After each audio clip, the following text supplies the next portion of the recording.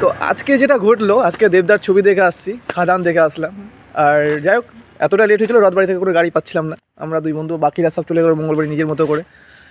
আমি এতদিন ধরে যে মালদায় থাকি, সেই ভাইটার সাথে আলাপ করতে চাই। এখন হয়তো দেখলে সবাই চমকে যাবে, আমি জানি কার কথা বলছি, সবাই তাকে চিনো ভালো করে। আমিও রীতিমতো তার ফ্যান বলতে আমার মালদার একটা ছেলে, ঠিক আছে, তাকে এইভাবে যে আলাপ হবে আমি কোনোদিন ভাবিনি।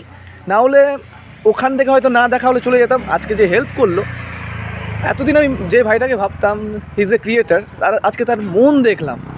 আমি জানি না সে লোকে তার কি দেখবে, হ্যাঁ, হয়তো তার ফেস দেখবে, তার চুলের স্টাইল দেখে তাকে খিল্লি করবে, হয়তো অনেকজন ফকটাতে ওকে নিয়ে ভিডিও বানাই। আমরা যাদেরকে মালদার বুকে মির্চি বয় নামে চিনি, সেই ছেলেটাকে আজকে যখন টুপি পরা অবস্থায় আমি প্রথমে বুঝতে পারলাম না সে হিন্দিতে কথা বলছিল। তো হিন্দির গলার টোনটা আলাদা, যখন বাংলায় সে রীতিমতো কথা বলছে বুঝতে পেরেছি আমিও বাংলা। আর শুনলাম কি রাজ।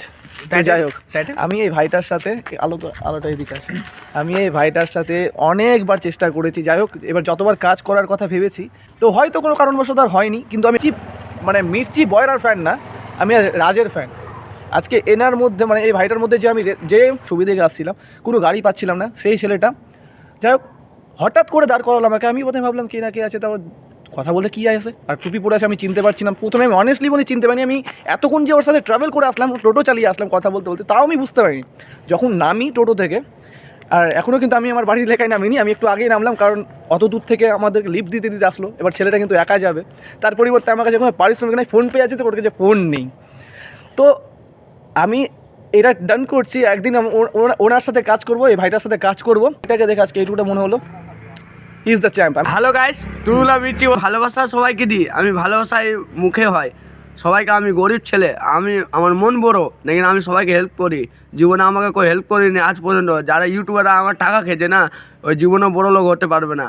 আর একটা কথা বলছি, মালটা কাঁপাবো এই কানিমোড়ে। এই প্রবলেমটা হচ্ছে নতুন সাল বছর, টুপিটা খুলে দাও, সবাই আসো, সবাই আবার দেখা হবে ফিরে। এই মালটা ফেমাস বয়, এই চুলে ভাইরাল। তো একটা কথা বলি, হ্যাঁ। তোমার সাথে কাজ হচ্ছে, হ্যাঁ। হ্যাঁ, তুমি বলে দাও আমি এটা বানিয়ে বলছি নাকি এটা সত্যি ঘটনা ঘটছে। তুমি আমাকে লিফট দিয়েছো যে তোমার টোটো ওখানে দাঁড়িয়ে আছে, এতটা রাত বাজে না। অনেকে ভাবে কি বলতো, আমি স্ক্রিপ্ট করেছি যেটা তোমাকে ভাইরাল করার জন্য, আর আমি নিজে হিট খাওয়ার জন্য, এটাও লোকে ভাবতে পারে। হ্যাঁ, এটা কি সত্যি? না না না, কোনো ব্যাপার না, ওটা ভালোবাসা।